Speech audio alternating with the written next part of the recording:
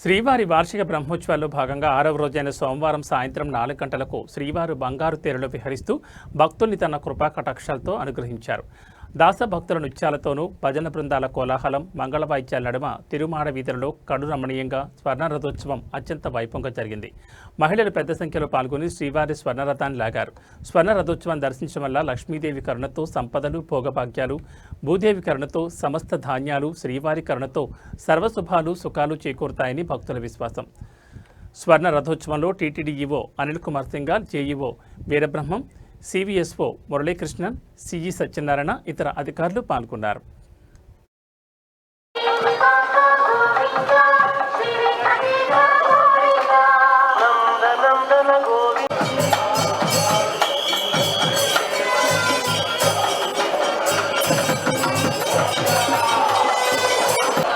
భక్తులందరూ ఒక్కసారిగా బలంగా లాగాలి.